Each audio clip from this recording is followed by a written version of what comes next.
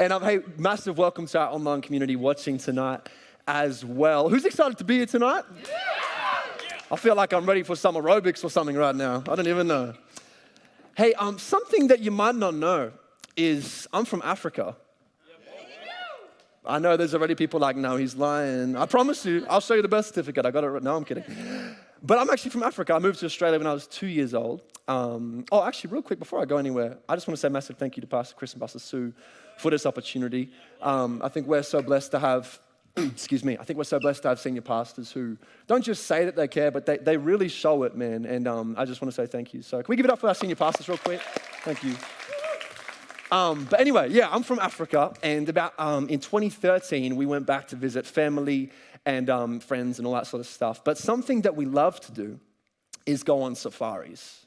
Has anybody been on a safari? And I got sweet, I got a couple hands. I was going to say, for all the Australia zoo lovers, yeah, no, that's not a safari. That's a museum, that's what that is. But on a real safari, like in the wild, there's one animal you really want to see. It's a lion. And it's so hard to see it. It's such a rare thing and not everyone gets to see it. So we were at the safari, right? Came down to the last day. And we were talking to our guide, like, do you think we might be able to see one? What do you think? And he's like, listen, you just never know.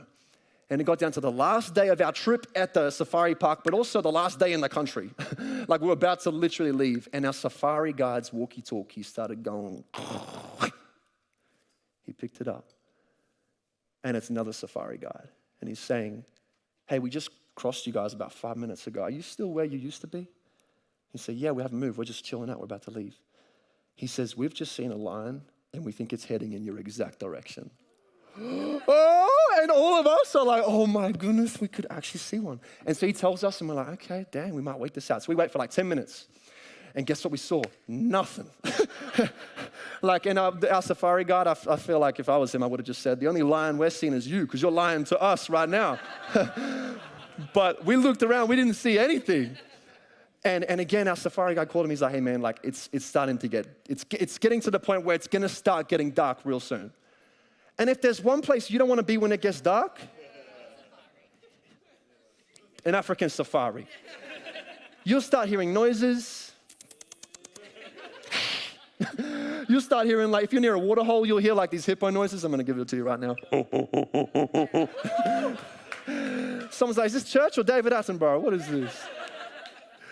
And it was starting to slowly get dark. And we're like, okay, let's get out of here. And our safari guide's like, look, sorry guys, I guess you didn't see one. And then again, he told the safari guide, he said, listen, we're going to head back. We just can't risk being late and stuff like that. And he's like, don't leave just yet. And he was like, we can't see nothing. And he said something along the lines of, all right, if you say so.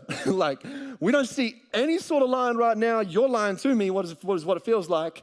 But if you say so, we'll wait it out. I promise you 10 minutes later, this whole scene I'm about to tell you felt like it was in the slow, just that real slow motion, Matrix. I see this lion just come out of the bushes and just start walking towards us. And have you ever seen someone get a laughing fit at the worst time? My sister's there laughing as this thing is walking, and I'm like, shut up.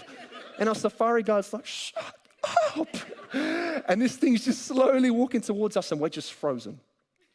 And now African safari trucks, they ain't safe. I just spat everywhere. They aren't safe.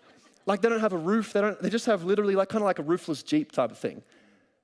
And this lion just walks literally from me to that thing away. We're just looking at it. And it just sort of walks, kind of looks at us, gave me a wink, and then kept on going. And we were just like, yo, that might not sound cool right now, but in the wild, when that thing's right there and it could just get you at any second, it makes a whole different experience. But the one thing that I just noticed from that story that was really cool is our safari guide, they got this point where we didn't see anything around us.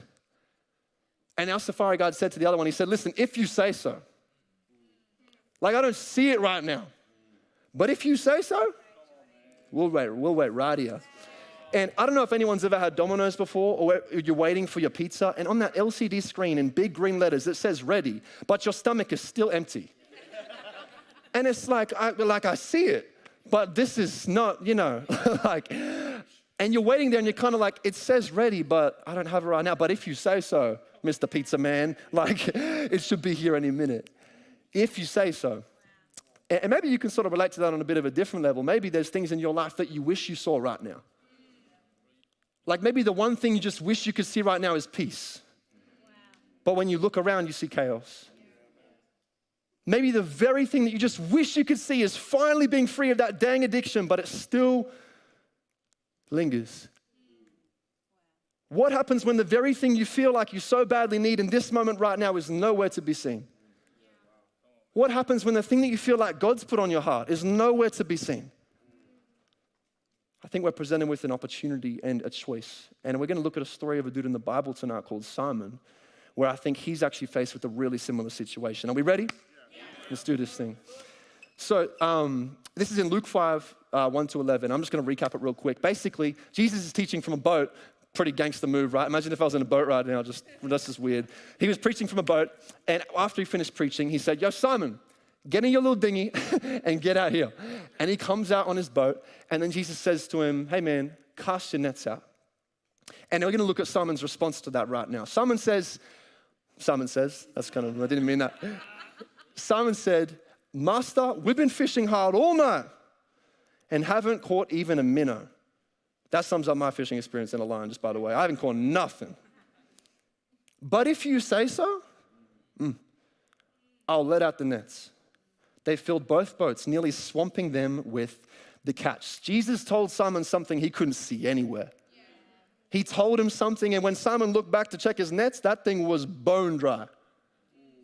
But he still chose to say, if you say so, I'm willing to have faith. Somebody just shout at me, say, if you say so. If you say so. Yeah, that's the title of the message tonight. And the first sort of takeaway that I see in this is Simon had faith without fish. Like he had faith without any fish to prove it. And I don't know if you've ever had a friend who every time they come and tell you a story, you're like 95% sure they're about to tell a fib. If you, like, anybody got one of those friends? If your hand ain't up, it's you. I'm kidding. I had a mate who, he would always tell me his 100 meters sprint time was just impeccable. Like probably grade 4 or 5, he's just got this just confidence. And he's like, Jordy, bro, guess what my time is? And I was like, what, man? Like, what is it? What's your speed? What's your velocity? What is it? And he's like, 9.5 seconds. I ain't no guru, but pretty sure Usain Bolt is around that sort of spectrum. And it's like, I don't care what you say, bro. Until I see it, until I got the stopwatch in my hand and I'm saying, ready, set, go. And until I stop it, until I see it, I ain't believing it. And I think sometimes we can so often apply that exact thing to every other area of our life.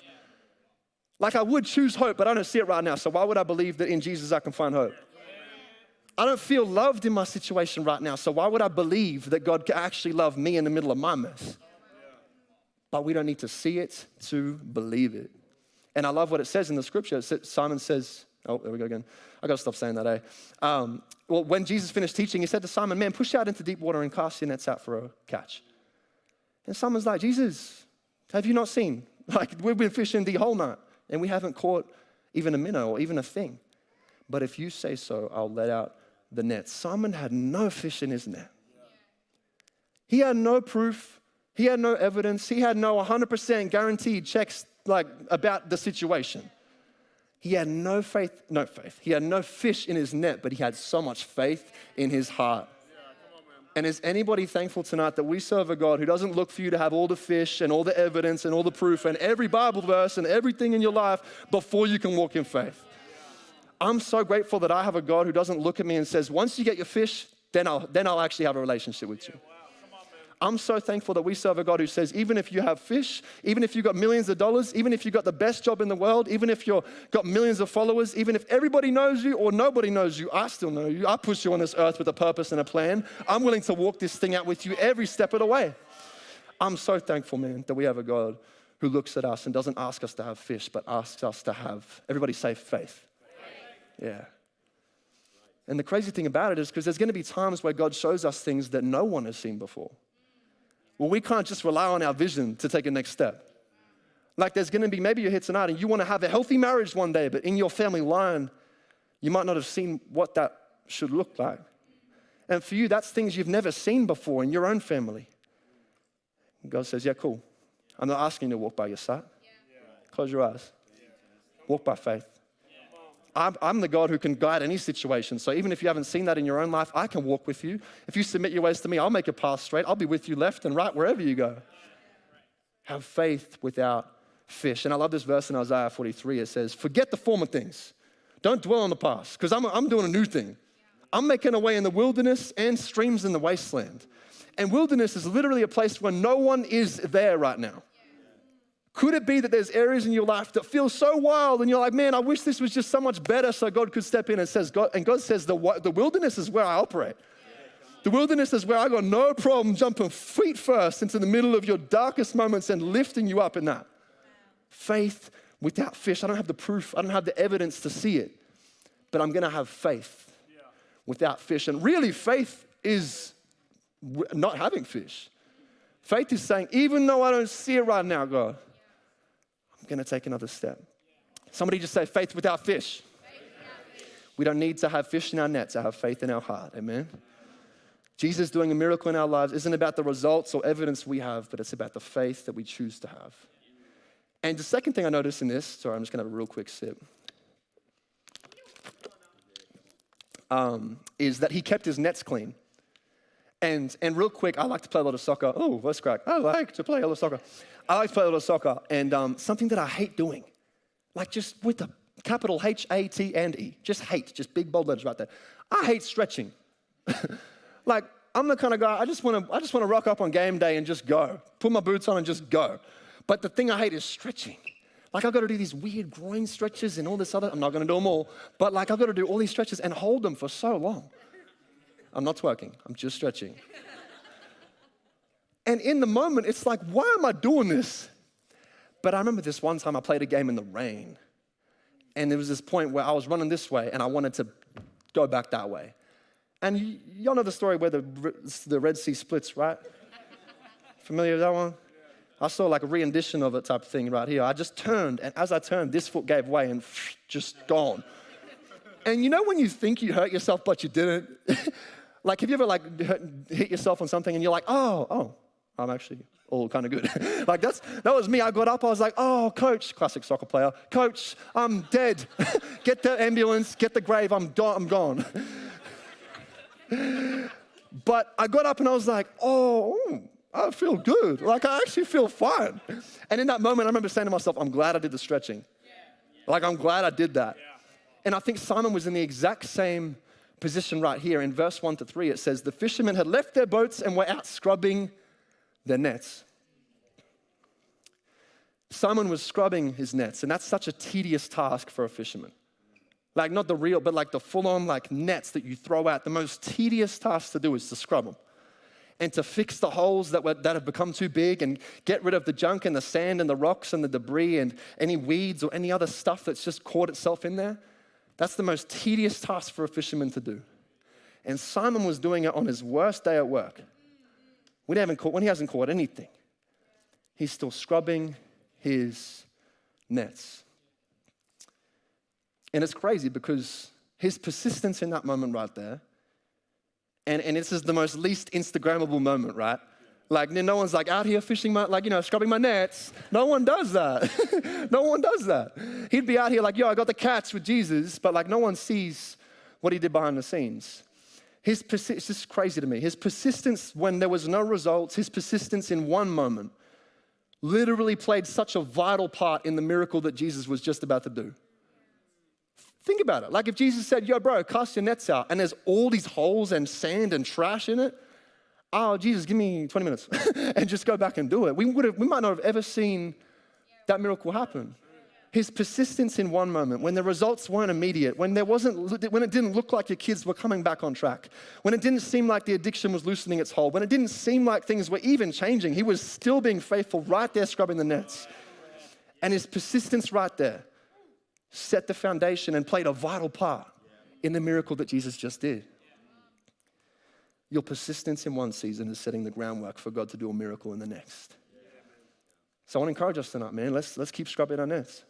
And I don't know what that looks like for you. Maybe that just means keep showing up. Like sometimes we just over-spiritualize stuff and like maybe just keep showing up, bro. Maybe just hit up your life group leader and say, yo, bro, I need some help. Like I need to ask questions. I need to keep coming to church, keep coming to youth, keep being involved in this community. Maybe for you, it's just keep showing up. Maybe it's just being the best parent you can. Like maybe you feel like you've just been trying to do the same thing and you're trying so hard to raise these kids, but you don't even know if it's even making an impact. Maybe it's just to wake up tomorrow morning and be the best parent you can again. Just to keep scrubbing your nets, even when it doesn't seem like there's no impact. Keep scrubbing your nets. Somebody just say that, keep scrubbing your nets. Maybe for you, it's just being like really walking in humility in a relationship. Or maybe for my single people, maybe it means to just stay single for a bit and stay out of the DMs. Oh, no one amens that point. But maybe for you, maybe seriously, maybe God's just like, yo, before I need you to worry about a relationship with somebody else, why don't you work on the one relationship that affects every other relationship? Why don't you spend time with the one who formed you, bro? Why don't you spend time, I know more about you than you even know about yourself.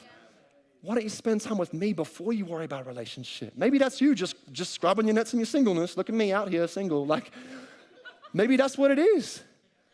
Because your persistence in this season right now, you being faithful with your singleness right now could set your relationship up for a win later on.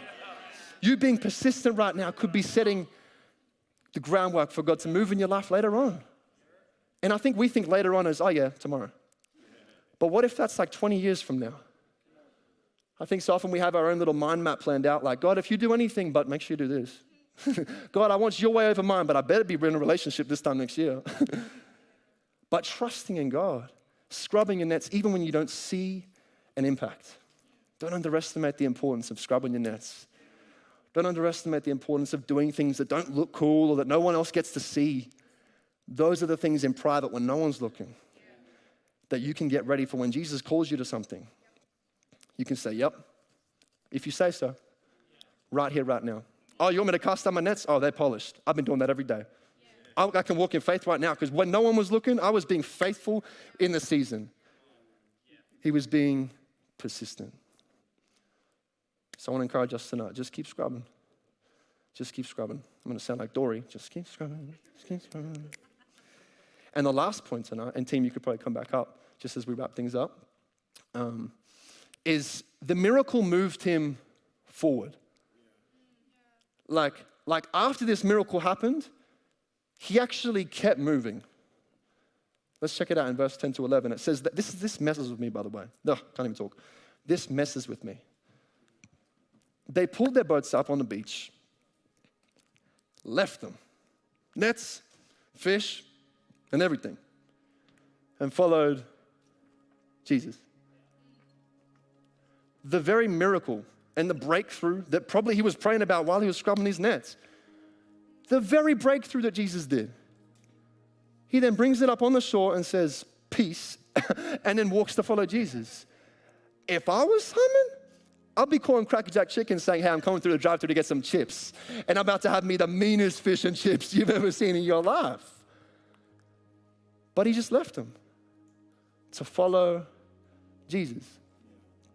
You know, I think about my life, man, there's so many times where the very thing I've been praying for happens. It's kind of like, oh, sweet. Now I can chill. Like, I don't need to pray as much anymore. Like, I got the job.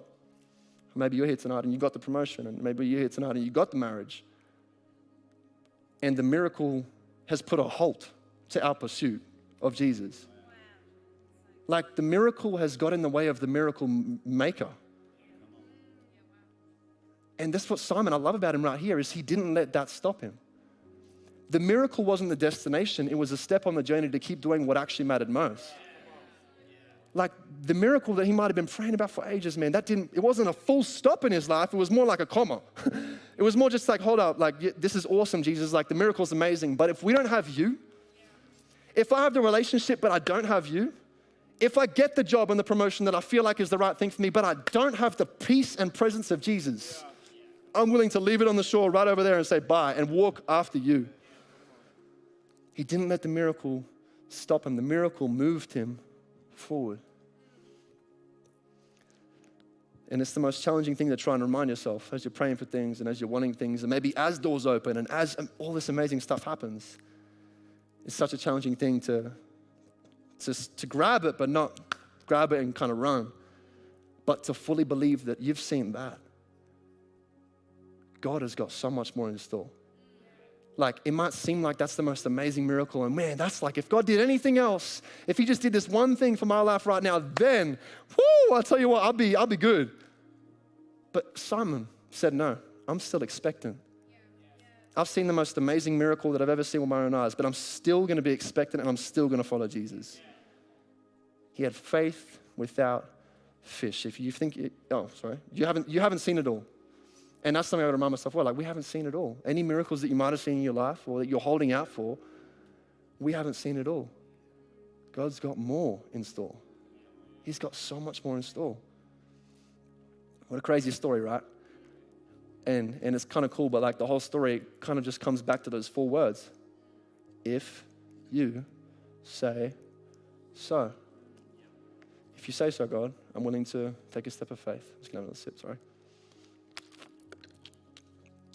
And I think all throughout that story, there's so many moments and steps of faith that are there. But it all comes back to that one thing. If you say so, I'm going to keep scrubbing these nets. If you say so, I'm going to keep walking by faith and not by sight. If you say so, I'm going to cast these nets out. If you say so, God, I'm going to leave the very thing that you actually opened and still seek after you harder than ever before. If you say so. I've just got a few questions just as we wrap this up. The first one tonight is in what areas are you going to stop looking for fish and start walking by faith? Like what areas are you going to stop just like trying to find fish and God, I will trust you once you give me this, or once I have the proof, or once I have the evidence, or once I have the fish. What areas do we need to just stop doing that and say, God, if you say so, I don't need no fish. I'm going to walk in faith towards you. What areas do you need to do that? Second question is, what areas do you need to choose to be persistent, even if it doesn't change your life immediately? Like, what areas do you just need to keep scrubbing and just keep being persistent, even though it seems like, man, is this even working? Is this even making a difference? Is my life even making a difference? Keep scrubbing. Choose to be persistent. And the last one is everyone has a next step on their journey. So what's yours? I think all throughout that story there were so many moments of the step of faith, whether it was him launching his boat off the sand, or whether it was him saying, if you say so, and then throwing the nets, or maybe it was him dumping the nets and following. Like, there were so many moments, but I wonder what yours is. That next step to just growing in your faith a little bit more. Maybe it's getting under a leader and just getting some accountability for your life. Maybe it's just asking other people for advice and feedback on things that you do that's your gifting, but actually really ask for them about their feedback. What is it for you? Maybe you're here tonight and that next step is for you. Maybe you've been in church forever and it's like you kind of like, not like Simon was, but maybe you've just got a bit like complacent about, like I've seen Jesus, my kids are good, my family's good, but what's that next step for you? Come on, let's not get complacent. Let's not think, we've seen it all right now. No, He's got more stuff in store for us. What's your next step? And I wonder if we could just stand tonight real quick, just as we close. It'd be awesome. I think God's writing a really cool story in all of our lives. Another voice crack. 2 on one night. Don't mess with me. I really think God's writing a really cool story in all of our lives. And maybe you're here tonight and talking about next steps. Or what's your next step? And you might be here tonight and you might not really be sure if you've taken the first one. Just that first, man, Jesus, I really invite you into my life for me, like personally. And maybe that's sort of where you're at tonight. I just want to encourage you that it can be a lot easier than it might sound, eh? Like I used to think like it has to be this perfect, like worded thing and like beloved and just like fathereth and add ETH to the end of anything. But it's just an open prayer. And even literally right now in this moment, you can say it in your heart or you can say it just, Jesus, I invite you into my life.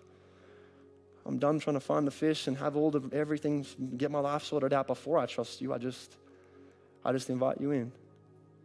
And I think a prayer as simple as that can change the whole trajectory of your life.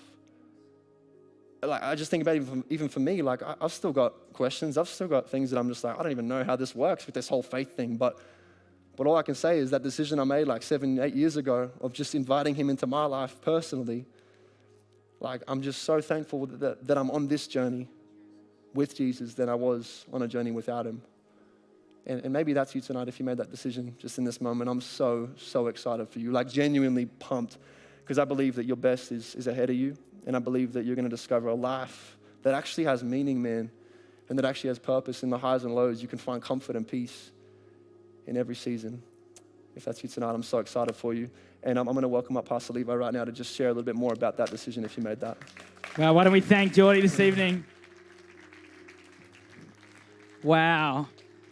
Man, I hope that spoke to you. That spoke to me. And I'm so excited that we've got people like Jordy here that are just willing to kind of listen and hear God's voice and then want to encourage and live it and then share it so it encourages other people. So if that was you this evening and you really related to what Jordy was saying about taking that first step or getting back on the journey, we would love to empower you with the free Bible. You can grab that at the Connect Hub after the service.